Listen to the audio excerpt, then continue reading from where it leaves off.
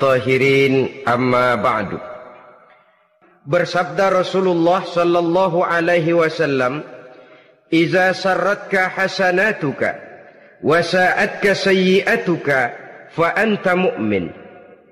Apabila perbuatanmu yang baik menyebabkan engkau bahagia, apabila perbuatanmu yang baik menyebabkan engkau gembira, dan perbuatanmu yang jahat menyebabkan engkau jadi susah, itulah tanda bahwa di hatimu masih ada iman. Artinya, belum tentu orang yang berbuat baik merasa bahagia dengan kebaikan yang dikerjakannya. Dan tidak selamanya orang yang berbuat jahat sanggup menyesali perbuatan jahatnya. Oleh karenanya, apabila iman masih ada, apabila hati masih hidup, perbuatan yang baik menyebabkan orang gembira, perbuatan yang jahat menyebabkan orang susah dan gelisah hatinya. Ini mengandung pelajaran.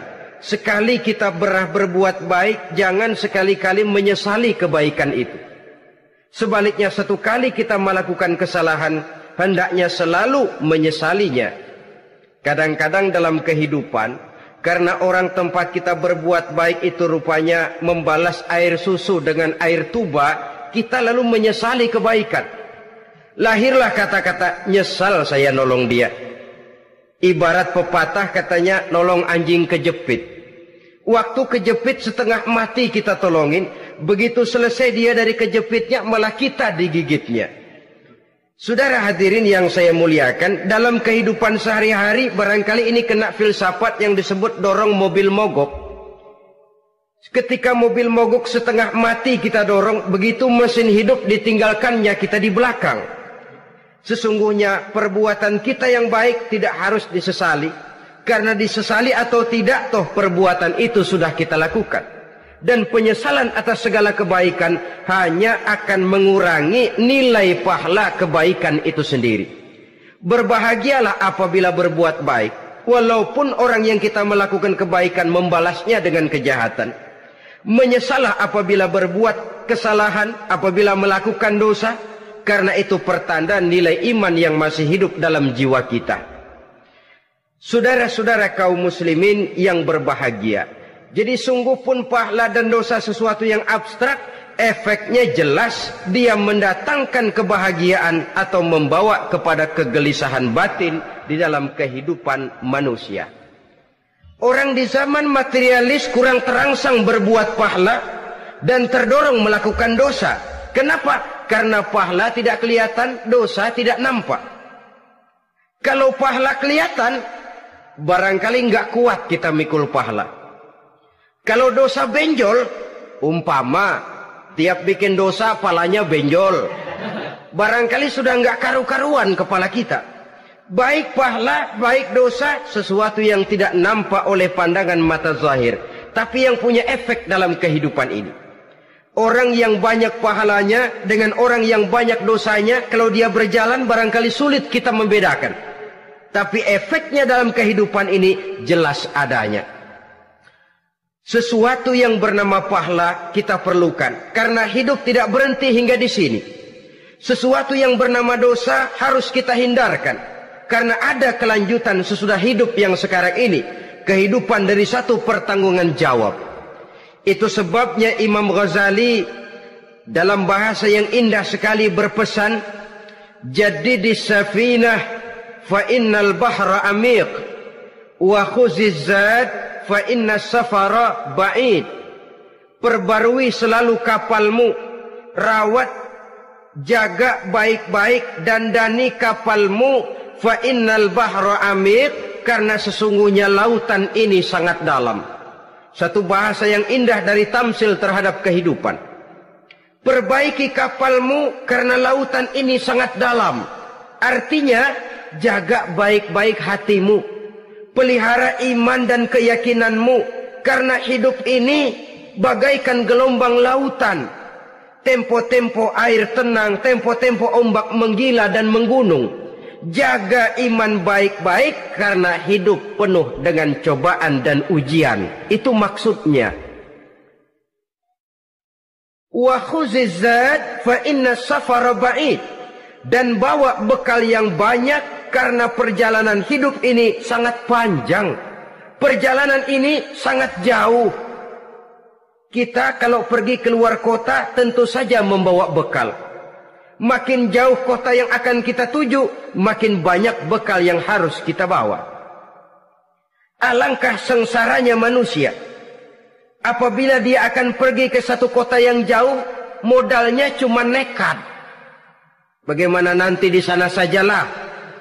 Tidak membawa bekal sebagaimana yang sewajarnya. Hal yang semacam ini senangnya sih belum tentu, keblangsak dan susahnya sudah kebayang. Itu dalam kehidupan di dunia ini. Bagaimana kalau sudah bicara tentang kehidupan yang akan datang? Karena sesungguhnya hidup ini merupakan satu perjalanan yang sangat panjang. Sejak kita tinggal di alam arwah, pada saat jasad belum lagi diciptakan Allah, ruh sudah diciptakannya lebih dahulu. Sampai kemudian kita pindah ke alam rahim, alam kandungan ibu, untuk kemudian berpindah kepada kehidupan dunia. Dari dunia ini kita pindah ke alam barzakh. Di sana tinggal kita 100 tahun mungkin, 100.000 tahun mungkin, 1 juta tahun mungkin, menunggu saat datangnya kiamat. Lalu dari alam barzakh pindah kita ke alam akhirat, satu perjalanan yang sangat panjang. Alangkah malangnya, alangkah sengsaranya jika tahu kita begitu panjangnya perjalanan hidup ini, tidak ada bekal yang kita bawa. Artinya kesengsaraan, kesulitan yang bertali-tali sudah jelas akan menimpa kita. Kalau pergi kita keluar kota membawa bekal uang, membawa bekal makanan, apa bekal yang mesti kita bawa? Apabila kita kembali ke alam barzakh, kembali ke alam kubur, berkumpul di padang mahsyar di akhirat nanti, nasi yang mau kita bawa, uang yang mau kita bawa, tentu tidak lagi. Karena kehidupan materialis selesai di atas liang lahat. Bila masuk kita ke liang lahat, disitulah pahala dan dosa memegang peranan yang sangat penting. Maka pada pertemuan malam ini kita akan bicara tentang pahala dan dosa itu. Saudara-saudara kaum muslimin rahimakumullah, yang dinamakan pahala, kata Imam Ali Al-Jurjani dalam kitab At-Ta'rifatnya, ma yastahiqqu bihi ar-rahmatu wal maghfiratu minallahi ta'ala. Sesuatu yang pelaksananya berhak untuk mendapat rahmah dan ampunan dari Allah. Dengan kata lain, nilai pahala adalah akibat dari perbuatan-perbuatan di dalam melaksanakan perintah dan anjuran yang ada di dalam kehidupan agama. Apabila perintah dan anjuran kita laksanakan, nilai pahala itu lalu datang.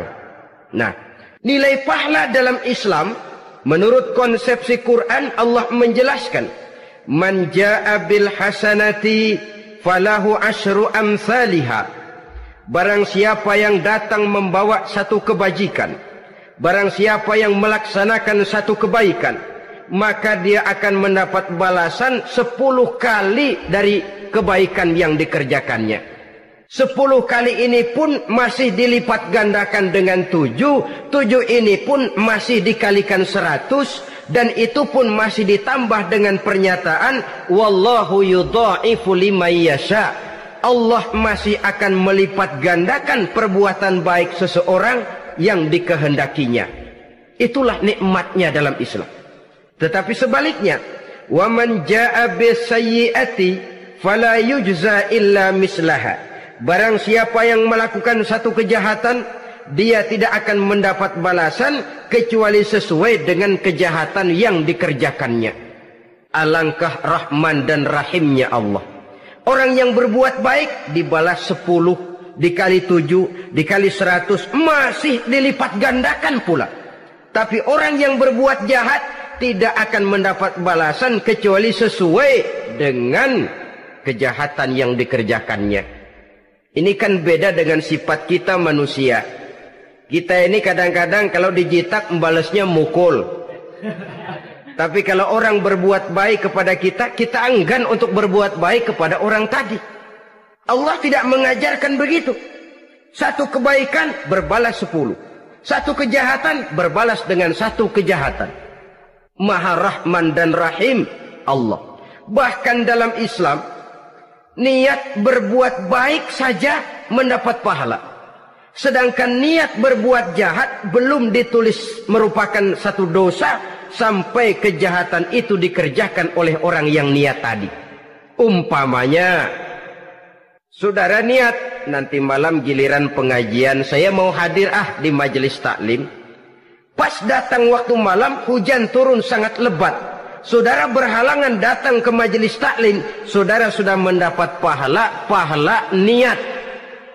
Tapi saudara niat, nanti malam kalau turun hujan, saya mau bongkar rumahnya si fulan, saya mau curi seluruh harta bendanya. Ternyata malam saudara tidak mengerjakan perbuatan itu belum ditulis dosa sampai perbuatan itu benar-benar dikerjakan. Tapi lalu jangan macam-macam. Kalau begitu niat aja yang baik, biar nggak usah dikerjain. Niat aja pengen ngaji walaupun tidak ada niatan untuk ngaji. Allah lebih tahu tentang apa yang terdetik di dalam hati sanubari kita. Itulah sebabnya sangat dianjurkan orang untuk melakukan segala macam kebajikan. Dan dianjurkan orang menjauhkan segala macam bentuk kejahatan. Karena dia akan berefek melahirkan dosa dan pahala. Dosa dan pahala itulah alat untuk memperoleh kebahagiaan di alam kubur, di padang mahsyar, sampai di akhirat nanti.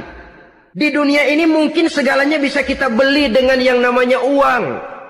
Keamanan kita bisa menyewa petugas untuk menjaga rumah kita. Kendaraan yang mewah bisa kita beli. Udara yang sejuk bisa kita ciptakan. Siapa banyak uang, dia raja. Mungkin itu di dunia. Tapi bisa apa uang kalau kita sudah masuk ke alam kubur? Bisakah munkar nakir kita sogok? Udah karkir, jangan nanya nih, cepet. Bisakah malaikat azab menyingkir dengan uang semir? Ternyata tidak. Untuk memperoleh kebahagiaan di sana, nilai pahala. Kesengsaraan akan kita dapat kalau kita banyak menumpuk dosa. Oleh karena itu jangan beranggapan, pahala nggak kelihatan, dosa juga nggak kelihatan, biarin saja. Yang tidak kelihatan ini pada waktunya akan memegang peranan yang sangat penting.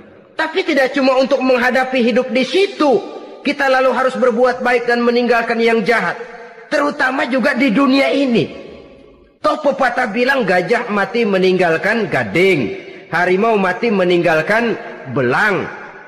Apa yang akan kita tinggalkan setelah kita mati? Kita ingin jasad kita boleh hancur terkubur tanah, tapi nama kita ingin hidup terus, dikenang orang 100, 1000, bahkan 1.000.000 tahun yang akan datang. Ditulis orang dengan tinta emas dalam sejarah, tercatat kita sebagai orang baik-baik. Saudara-saudara kaum muslimin rahimakumullah. Lalu perbuatan apa yang bisa mendatangkan pahala itu? Saudara-saudara, semua perbuatan yang diperintah dan dianjurkan oleh Allah, yang dikerjakan dengan ikhlas hanya untuk mencapai ridho Allah, mendatangkan pahala. Kadang-kadang menurut pendapat kita remeh, tapi nilainya di sisi Allah besar. Itu pahala. Menghitung pahala itu hak prerogatif Allah. Perbuatan yang ringan Allah mau berikan ganjaran yang besar, itu urusan Allah. Misalnya, kata Nabi, la tahkiranna minal ma'rufi syai'an. Jangan kamu menganggap remeh perbuatan baik walaupun kecil. Jangan merasa sulit melakukan perbuatan yang mengandung pahala. Bertemu dengan teman, muka kita cerah, berpahala. Menyingkirkan duri di jalanan, berpahala. Menolong orang yang sesat, memberitahu orang yang bertanya, berpahala. Tidak sulit kalau kita mau. Yang diperintah dan dianjurkan oleh agama, itu perbuatan yang mengandung nilai-nilai pahala. Masalahnya cuma tinggal mau atau tidak, dan dikerjakan dengan ikhlas. Bertemu teman mukanya cerah, pahala. Menyingkirkan duri di jalanan, pahala. Sedekah, pahala. Tidak berupa perbuatan, bisa berupa ucapan. Misalnya bersolawat, pahala. Bertasbih dan bertahmid, pahala. Kata Nabi, kalimatani khafifatani 'alal lisan, saqilatani fil mizan. Ada dua kalimat yang enteng di lidah tapi berat di timbangan akhirat nanti. Apa itu? Subhanallah walhamdulillah. Itu kan amalan yang ringan, perbuatan yang mudah saja, tapi nilainya demikian besar dalam pandangan Allah. Jadi pendeknya, perbuatan yang bernilai pahala adalah perintah dan anjuran agama yang dilaksanakan dengan ikhlas semata-mata untuk mencapai ridho Allah, itu mengandung pahala. Niat dasarnya itu harus karena Allah, landasannya harus karena ikhlas.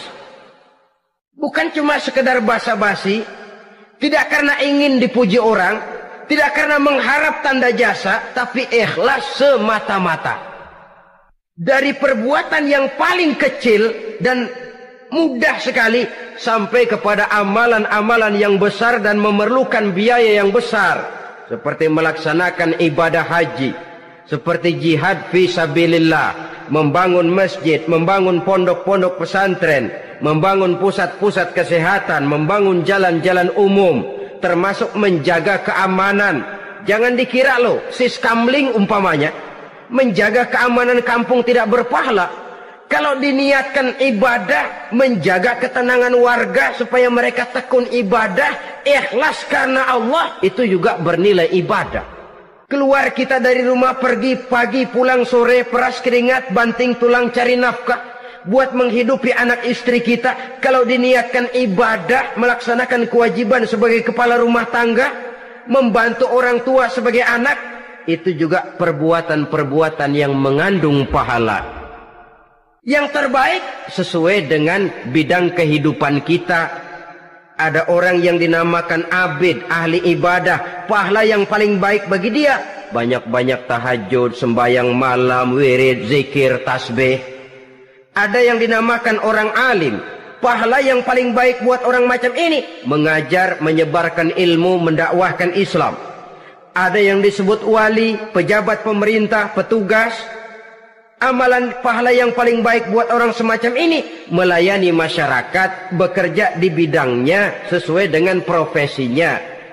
Saudara hadirin yang saya hormati, jadi dengan demikian, perbuatan-perbuatan yang mengandung nilai-nilai pahala ini bisa perbuatan yang menurut kita kecil namun punya nilai besar. Apalagi perbuatan besar dengan biaya yang besar, tentu makin besar juga pahala yang disediakan oleh Allah Subhanahu wa ta'ala.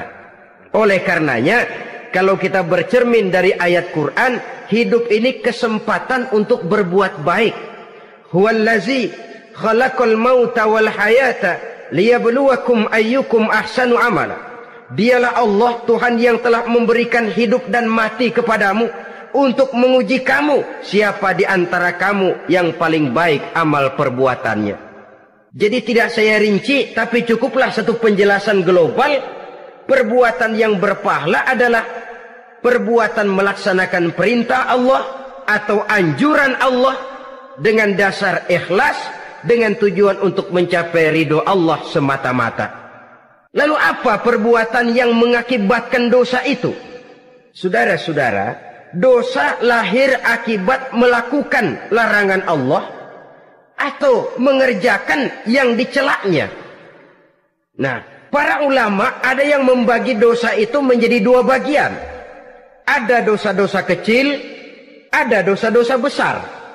Tetapi sebenarnya ditinjau dari segi hakikatnya, kalau sudah melakukan satu kesalahan yang mengakibatkan dosa, jangan dilihat besar dan kecilnya, tapi kepada siapa dosa itu kita kerjakan. Sebab kalau dosa kita anggap satu yang kecil, orang akan terangsang untuk mengerjakan yang kecil-kecil saja.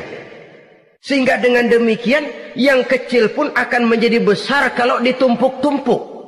Sedangkan yang besar bisa saja menjadi kecil kalau selalu diiringi dengan permohonan ampun kepada Allah. Itu sebabnya para ulama sufi, orang-orang tasawuf mengatakan la saghair ma'al istimrar wala kabair ma'al istighfar. Tidak ada dosa yang kecil kalau dikerjakan terus-menerus, dan tidak ada dosa yang besar kalau digempur tiap saat dengan perbuatan istighfar atau memohon ampun kepada Allah Subhanahu wa taala. Cuma saja pada umumnya karena dosa-dosa kecil itu lebih mudah taubatnya, dan ada janji Nabi, barang siapa yang meninggalkan dosa-dosa besar akan diampuni dosa-dosanya yang kecil-kecil. Oleh karena itu, pada kesempatan ini kita akan juga bicarakan apa saja yang termasuk klasifikasi dosa-dosa besar, dengan harapan kita bisa menjaga diri, menyelamatkan diri, jangan sampai terjatuh ke dalam dosa-dosa yang besar tadi. Tetapi bukan berarti kita harus terangsang melakukan dosa-dosa yang kecil. Biarin kecil ini, tobatnya gampang. Dosa kelas teri. Dosa itu kan tidak kelihatan. Lalu terangsang melakukan perbuatan dosa-dosa walaupun kecil, kalau berlarut terus-menerus dia akan tumbuh menjadi dosa yang besar. Oleh karenanya jangan sampai mengundang pengertian kalau kita membicarakan dosa-dosa yang besar lalu terangsang melakukan dosa-dosa yang kecil. Karena bagaimanapun juga dosa kecil dan dosa besar sama dalam arti kepada Allah kita melakukan kesalahan. Dan dosa yang kecil pun kalau bertumpuk dia akan menjadi banyak. Saudara-saudara kaum muslimin rahimakumullah, ada beberapa jenis dosa-dosa besar. Jenis yang pertama asyirku billah, syirik atau menyekutukan Allah. Dari sekian deretan dosa-dosa besar, syirik ini merupakan bapak moyangnya dosa. Dedengkotnya dosa itu syirik, menyekutukan Allah. Bahkan dosa yang lain Allah masih mau mengampuni, tapi kalau sudah syirik, menyekutukan Allah, itu sudah satu dosa yang tidak berampun sama sekali. Oleh karena itu tepat pesan Imam Ghazali tadi, jadi di safinah fa innal bahra amik, jaga iman, pelihara akidah, dandani kapal. Karena hidup ini gelombang lautan sangat dalam, hidup banyak cobaan. Di dalam hidup di zaman sekarang ini, saudara bisa perhatikan, di mana tensi ekonomi tinggi, lapangan kerja sulit, persaingan hidup makin tajam, sifat egois dan individualis tumbuh di mana-mana, rasa solidaritas sosial menurun, sifat gotong royong musnah. Orang mudah potong kompas, potong jalan. Ingin cepat kaya, ingin cepat naik pangkat, ingin dapat kedudukan. Kadang-kadang akidah pun terjual, akidah pun musnah, jatuh ke jurang syirik pun tidak jadi soal. Itu yang kita khawatirkan. Kalau dosa-dosa yang lain Allah masih mau mengampuni, tapi kalau sudah jatuh kepada syirik, Allah sama sekali tidak akan memberikan ampun. Dalam kaitan dengan ini barangkali tepat sinyalemen Imam Ali itu. Andai kata kemiskinan merupakan satu kepribadian, saya akan membunuhnya lebih dahulu. Artinya memang kemiskinan ini sering mendorong orang kepada jurang kemusyrikan. Tidak tahan menghadapi godaan perut akibat tensi ekonomi yang tinggi, lapangan kerja yang sulit. Iman pun jadilah ditukar dengan 3 liter beras. Akidah pun jadilah dibarter dengan 3 bungkus supermi, dengan pakaian bekas, dengan obat-obatan.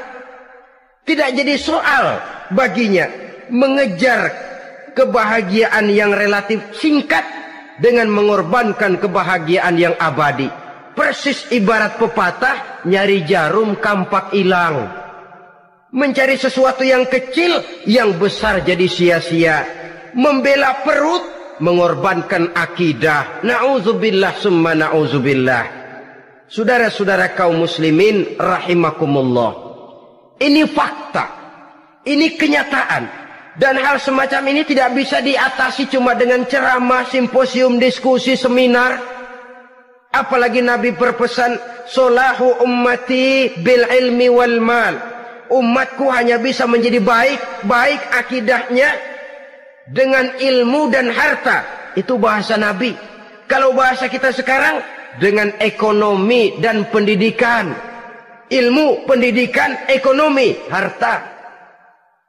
Tanpa itu sangat besar kemungkinan kita bisa menjual akidah terjerumus di lembah kemusyrikan.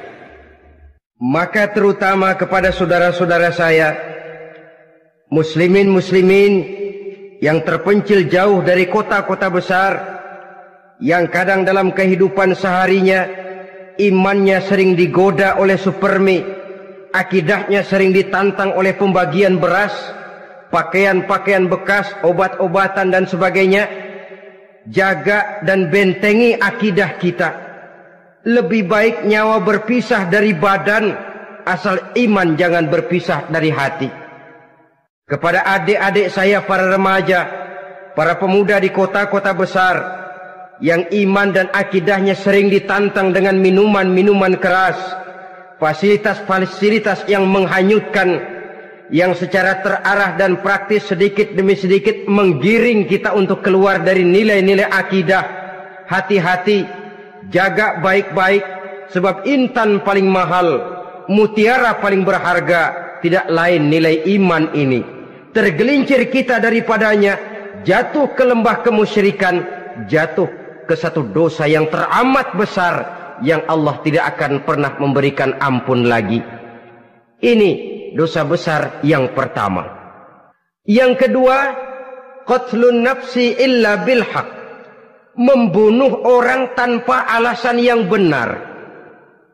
Di zaman kesulitan ekonomi kadang-kadang orang mudah nekat. Tengok saja, kadang-kadang karena pasal uang 100-200 perak saja nyawa bisa melayang. Kadang-kadang karena urusan yang remeh, salah omong, salah ambil, salah ucap, salah pegang, nyawa bisa jadi melayang. Alangkah murahnya nyawa, seakan-akan kita yang punya. Padahal nyawa itu hak milik Allah.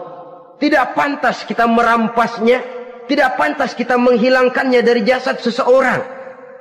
Oleh karenanya, membunuh orang merupakan satu dosa yang sangat besar. Jangankan kepada orang yang seakidah, orang yang lain akidah saja pun, kalau dia hidup berdamai, rukun, berdampingan, kita harus melindungi. Apatah lagi teman seakidah sendiri. Saudara-saudara kaum muslimin rahimakumullah, pantas kalau Nabi menyatakan apabila dua orang Islam sudah saling berkelahi, berbunuh-bunuhan, al-qatil wal maqtul finnar, yang membunuh dan yang dibunuh dua-duanya sama-sama masuk neraka.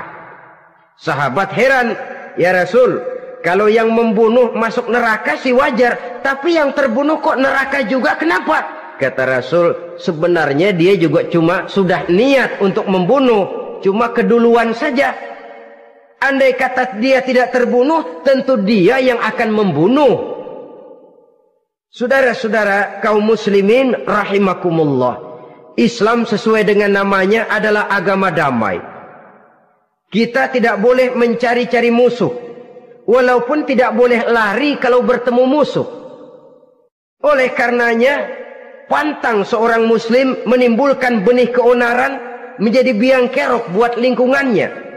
Sesuai dengan namanya, seorang muslim adalah seorang yang dalam hidup senantiasa berusaha menebarkan salam, menebarkan kedamaian, ketenangan dan ketentraman. Dengan prinsip musuh jangan dicari, bertemu pun jangan lari. Yang ketiga, termasuk dalam kelompok dosa besar ini, syurbul khamr, meminum minuman keras. Termasuk di dalam kata khamr ini ganja, morfin, narkotik. Sebab apa? Jenis minuman semacam itu tidak hanya merusak keadaan sekarang, tapi sekaligus merusak kehidupan yang akan datang. Kalau itu jatuh di tangan generasi muda, artinya kan merusak kehidupan masa depan daripada suatu bangsa. Karena apa? Remaja dan pemuda merupakan bentuk miniatur daripada kehidupan bangsa. Akan bagaimana warna umat Islam di Indonesia, bahkan akan bagaimana warna Indonesia 30, 40, 50 tahun yang akan datang, remaja sekarang jawabannya. Kalau remaja kita sekarang ini kerjanya cuma bisa nyekek botol,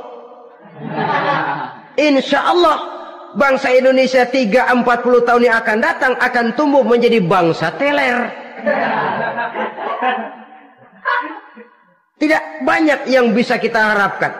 Remaja adalah gambaran masa depan dari satu bangsa, dari satu umat.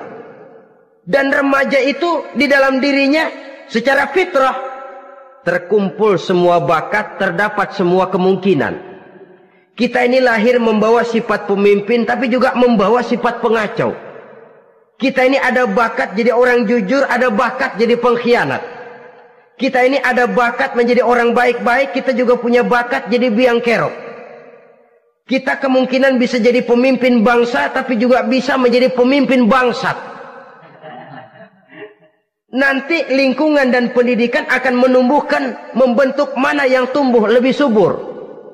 Kalau lingkungan dan pendidikannya lebih banyak bercerita tentang kejujuran, maka nilai kejujuran yang akan tumbuh lebih banyak dalam jiwanya. Dan insya Allah diharapkan dia akan menjadi manusia yang jujur di kelak kemudian hari nanti. Dan masalah minuman keras ini sebenarnya berkait. Kita tidak bisa cuma menyalahkan remaja saja, menyalahkan pemuda saja. Karena bagaimanapun masalahnya kompleks. Menghancurkan sesuatu tanpa melihat kausalnya, tanpa melihat sebab akibatnya, kan sama juga bohong. Kemungkinan karena broken home, kemungkinan karena pergaulan, kemungkinan karena kurang perhatian orang tua, kemungkinan karena akibat bacaan, tontonan, atau fasilitas berupa dibukanya pabrik-pabrik minuman keras, dijualnya minuman-minuman keras, di warung-warung yang remang-remang, yang memberikan kenikmatan, kebahagiaan dan kebanggaan tersendiri, sehingga akhirnya orang terangsang untuk datang dan minum di sana. Pada dasarnya memang sepele, cuman minum, nggak ngerugiin orang lain kan? Iya, pada waktu minum. Tapi dikala sudah mabuk, out of control, apapun bisa kita lakukan. Yang kita ucapkan kita tidak sadari lagi, yang kita kerjakan tidak kita sadari lagi. Dikala itu segala macam kejahatan bukan sesuatu yang tidak mungkin untuk kita laksanakan. Nggak ngerugiin orang lain, memang pada saat mau minum. Tapi begitu minum, mabuk, kita bisa merugikan orang lain. Setidaknya merugikan diri sendiri. Pertumbuhan IQ menjadi lemah, semangat kehidupan hilang, gairah kerja menurun, kalau tidak ada sama sekali. Lalu apa yang bisa kita lakukan di dalam kehidupan? Dan akan lebih celaka kalau ini menimpa kehidupan generasi muda kita. Kadang-kadang yang ironi ya, kalau yang orang tuanya mampu barangkali masih tertolong. Tapi yang orang tuanya kondisi ekonomi lemah masih kepengen teler juga. Orang tuanya nggak mampu masih pengen mabuk. Dari ganja, morfin nggak dapet, akhirnya kaleng cet diisepin.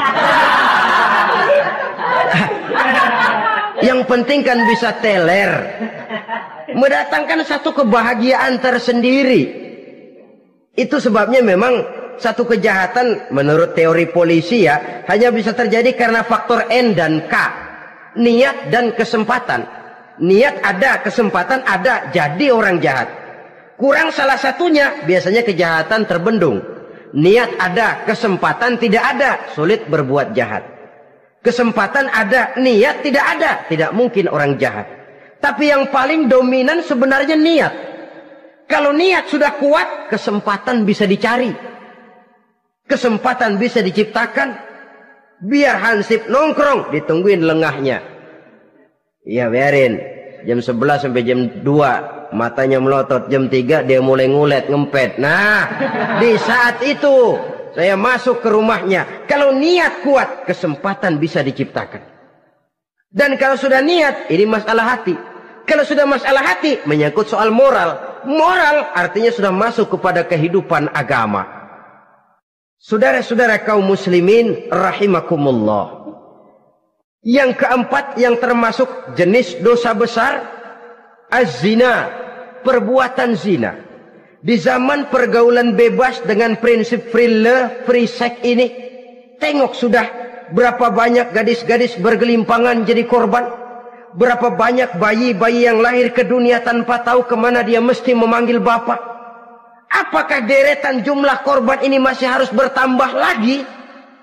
Paling tidak, biarlah yang sudah jadi korban, tapi jangan bertambah lagi hendaknya. Masing-masing kita berupaya menahan diri, termasuk dalam kategori zina ini, yang merupakan cabang-cabangnya liwat, homoseks, lesbian, masturbasi. Bahkan masturbasi itu termasuk jenis zina tangan, dan itu juga merupakan satu dosa.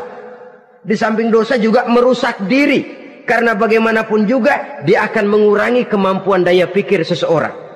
Maka agama memberikan jalan keluar. Pesan Nabi, ya ma'syara syabab, man istata'a minkumul ba'at falyatazawwaj. Hai para pemuda, kata Nabi, barang siapa di antara kamu yang sudah bisa ba'at, yang sudah mampu ba'at. Ba'at itu artinya memberikan nafkah, baik nafkah zahir maupun nafkah batin. Falyatazawwaj, maka hendaklah dia kawin. Jadi yang maksud ba'at ini ya nafkah zahir, ya nafkah batin.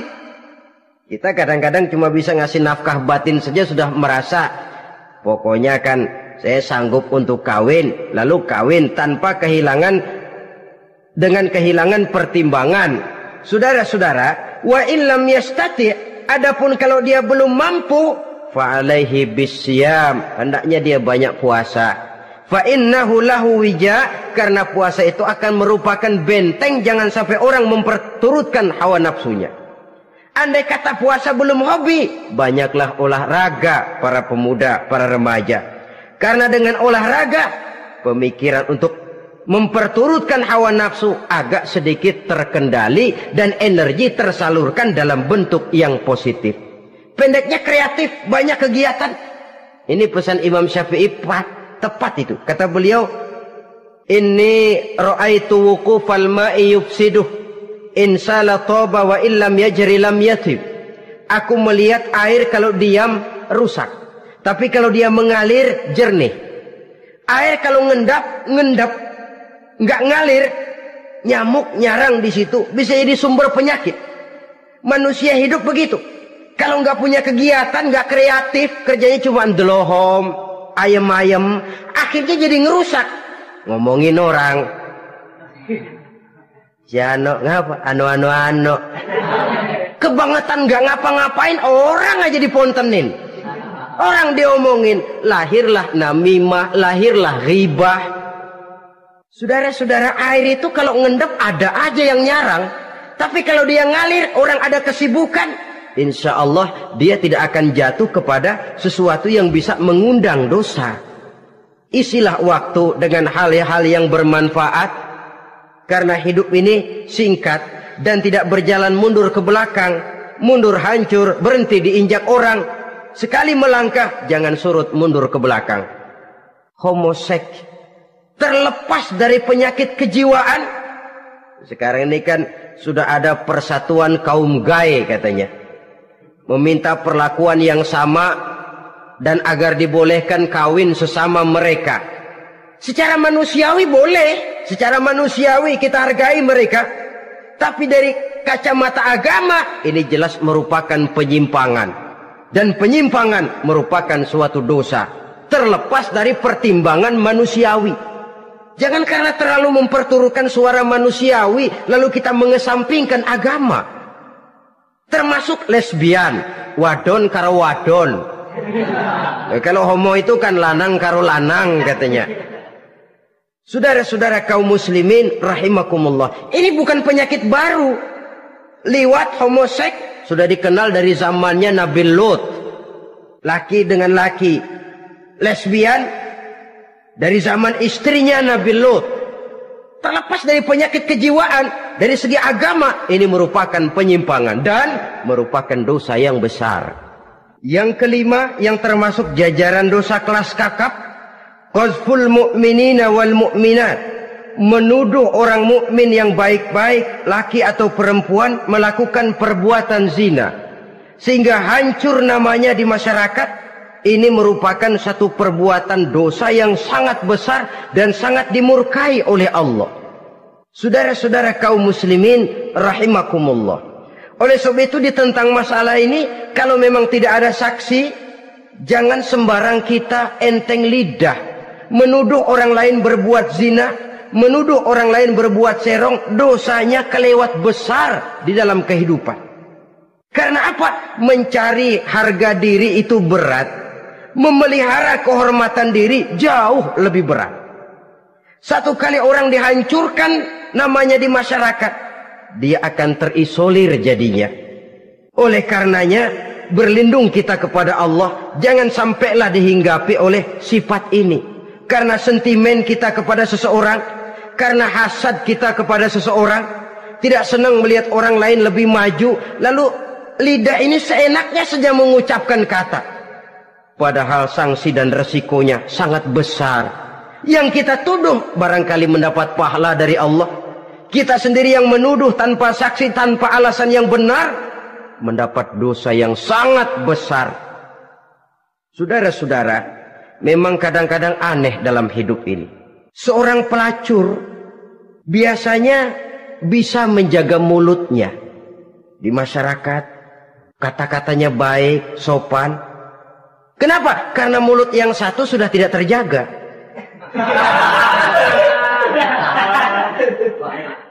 Kita kadang-kadang kehormatan bisa kita jaga, tapi mulut tidak terkontrol. Ngomong saenake dewe, bikin orang mangkel, kesal, fitnah sana, fitnah sini, menghancurkan nama baik orang, ngomongin yang macam-macam. Bagai-bagai macamlah caranya. Saudara-saudara kaum muslimin yang berbahagia. Jadi dengan demikian, menuduh orang lain berbuat zina, sedangkan orang itu tidak pernah melakukannya, ini termasuk satu dosa yang sangat besar di dalam kehidupan ini. Yang keenam, al-'aqu bil walidain, durhaka kepada ibu bapak.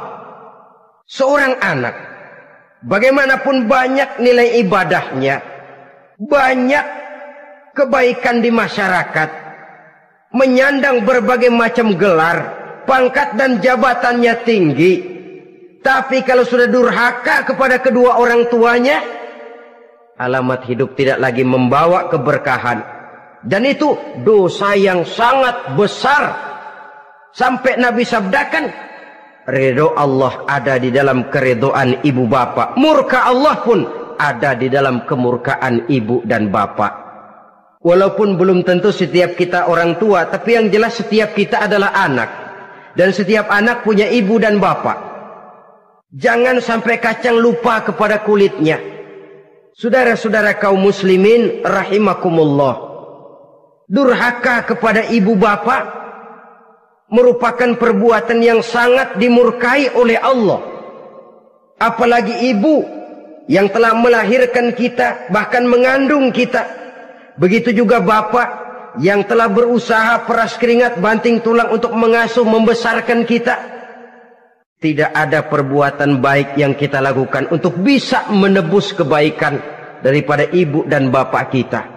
Setidaknya kalau belum bisa berbuat baik kepadanya, kepada keduanya, janganlah menyakiti hati keduanya. Itu saja dulu yang harus dijaga. Kadang-kadang sudah berbuat baik enggak, nyakitin melulu. Sudah nyenangin belum bisa, saban sehari nyakitin saja. Padahal kedua orang tua itu doanya manjur, sebagaimana sumpahnya juga bisa jadi kenyataan, dan sering bahkan menjadi kenyataan. Sampai ibu bapak sudah wafat, sudah meninggal sekalipun, kewajiban berbakti masih harus terus dilakukan oleh seorang anak. Lalu yang ketujuh, at-tawalli yaumaz zahfi, berpaling pada hari pertempuran. Orang sedang sibuk-sibuk menghadapi musuh, maksudnya berjuang membela agama ini, Dia lari menyelamatkan diri. Pengecut, mental munafik. Ayo, kalau demi agama, mari kita maju ke depan. Allahu Akbar. Yang besar Allah, yang lain kecil semua. Maju. Orang lain maju serentak, dia mundur jauh ke belakang. Mental munafik, mental calo istilah sekarang ini. Oh, itu calo, mental calo. Tuhan gedek banget itu.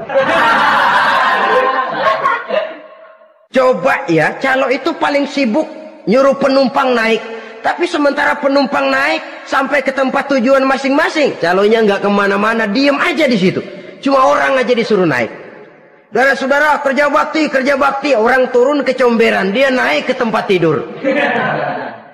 Mundur di hari pertempuran, menyebabkan orang lain gugur, dia sendiri menyelamatkan diri. Mental pengecut, mental munafik, itu merupakan dosa yang sangat besar. Saudara-saudara kaum muslimin rahimakumullah. Itu sebabnya agama itu memerlukan keberanian. Memang, tapi bukan keberanian yang tanpa perhitungan. Sebab berani tanpa berhitung namanya berani babi. Kita berani kalau benar, kita harus takut kalau salah. Jangan dibalik. Salah berani, nekat namanya. Benar takut, pengecut namanya. Orang yang pengecut adalah orang yang takut membela kebenaran. Orang yang nekat sesungguhnya udah salah nggak malu lagi. Udah salah nekat lagi. Merasa rugi berbuat kebaikan, puas kalau berbuat kejahatan. Padahal Nabi pesan, siapa yang berbuat dosa sambil tertawa, nanti dia akan masuk neraka sambil menangis. Karena itu dipesan pula di dunia ini, sering-seringlah mencuci mukamu dengan air mata taubat. Cuci lidahmu dengan zikir kepada Allah. Bersihkan hatimu dengan air ikhlas. Saudara-saudara kaum muslimin rahimakumullah. Kan ada toh orang berbuat baik nggak gembira, tapi berbuat jahat malah puas. Atau sama saja orang lain berbuat baik, hatinya kesel. Orang lain berbuat jahat, dia malah mendukung. Atau orang lain tergelincir berbuat jahat, dia malah girang. Ini kan tidak objektif.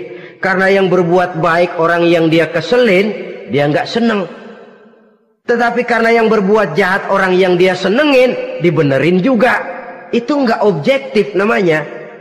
Mundur di hari pertempuran pada saat saudara-saudara kita sedang menghadapi musuh, sikap pengecut yang sangat dibenci Allah. Yang kedelapan, termasuk kelompok dosa besar, aklu malil yatim, makan harta anak yatim. Kadang-kadang ada orang mengeksploitir loh nasib anak-anak yatim. Karena biasanya para dermawan peka kalau mendengar nasib yatim, memberikan santunan. Si yatim belum makan, yang ngurusin udah pada kenyang. Mengeksploitir, memakan harta anak yatim termasuk dosa yang sangat besar. Sehingga Nabi pesan, ana wa kafilul yatim kahataini yaumal qiyamah. Aku dan orang yang menyantuni anak yatim seperti dua jari ini di hari kiamat. Rumah yang paling dimuliakan Allah adalah rumah yang di dalamnya ada anak yatim yang hidupnya dihormati, hidupnya disantuni, keperluannya dicukupi. Maaf saja, tahap kita menyantuni anak yatim ini baru tahap setahun sekali. Kalau Muharram kita agungkanlah, kita besarkan. Lebaran yatim katanya. Kita kumpulkan dana, kita usap kepala yatim, kita kumpulkan beras, kita bagikan hari itu. Perkara bulan depan kelaparan, kita tutup kuping. Perkara bulan berikutnya dia kelaparan, kita masa bodoh. Bahwa di bulan Muharram kita santuni yatim piatu itu sudah baik. Tapi akan lebih baik lagi kalau kita sanggup menjadi bapak asuh mereka, memikirkan sekolah mereka, ada kontinuitas. Kalau mereka diasuh oleh orang lain, lalu bertukar agamanya, berpindah akidahnya, kita ngomel habis-habisan. Tapi kita ada kemampuan, kita tidak mau berbuat semacam itu. Ya sama juga bohong namanya. Saudara-saudara kaum muslimin rahimakumullah. Orang yang menyantuni yatim mendapat pahala besar. Tapi orang yang mengkorup harta anak yatim, dosanya juga sangat besar. Berhati-hatilah kalau kita diberikan kepercayaan oleh masyarakat untuk mengurus anak-anak yatim. Karena pahalanya besar, resikonya juga besar. Yang kesembilan, syahadatuz zur, sumpah palsu. Sebab sumpah palsu ini menggunakan nama Allah untuk sesuatu yang tidak benar. Nama kita saja dibawa untuk yang tidak benar, kita jengkel.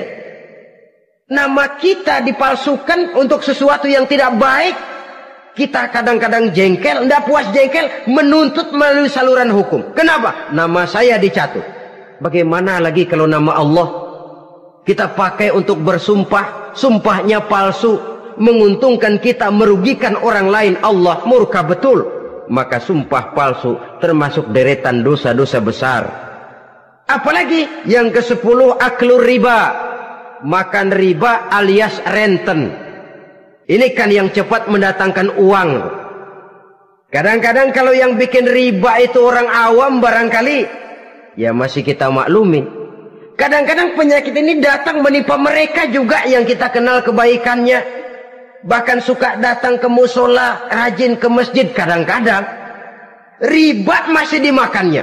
Karena cara cari duit paling enak. Duit utuh, tambahnya terus masuk. Na'udzubillah summa na'udzubillah. Itu yang diibaratkan dalam perjalanan Mi'raj waktu Nabi diperlihatkan neraka. Orang perutnya sebesar rumah dililit ular, diseret-seret itu hancur perutnya, dibulatkan lagi, diseret lagi, hancur lagi, dibulatkan lagi, terus menerus begitu. Dia berteriak, mengerang, mengeluh, mengaduh kesakitan. Nabi tanya, itu apa Jibril? Itu contoh dari umatmu yang suka makan riba Muhammad, makan renten. Saudara-saudara, ini kan mencekik leher orang. Orang sedang kesulitan, kelihatannya sih baik, menolong. Tapi di belakang menolong itu nyekek. Di belakang nolong itu nyekek. Dan nyekek itu sebenarnya tujuan utamanya. Orang yang menjalankan riba pada dasarnya tidak punya perikman kemanusiaan kok. Kalau dia kelihatannya mau menolong, kelihatannya motifnya mencari untung di belakang itu. Jauh dari kemanusiaan. Yang ke-11, saudara-saudara, termasuk jajaran dosa besar itu qat'ur rahim, memutuskan silaturahmi. Marah, hobi sama marah. Kalau 3 hari nggak marahan sama orang, ngebet palanya. Selalu nyari gara-gara. Kalau udah marah berlaku perpanjangan waktu. Tahun, 2 tahun, kadang-kadang seumur hidup. Saudara hadirin yang saya muliakan. Apalagi mengurangi timbangan termasuk kelas dosa besar. Makan suap termasuk dosa besar. Semir menyemir dosa besar. Apalagi bunuh diri. Nah ini, bunuh diri dosa besar. Kadang-kadang karena sulit nekat, daripada hidup susah mendingan mati sekali. Apa dikira kalau mati urusan selesai? Belum. Termasuk memotong anggota badan sendiri, dosa besar. Kayak belum lama ada kesulitan ekonomi, mau lebaran, alat vitalnya dipotong. Berita-berita koran, itu pun dosa besar.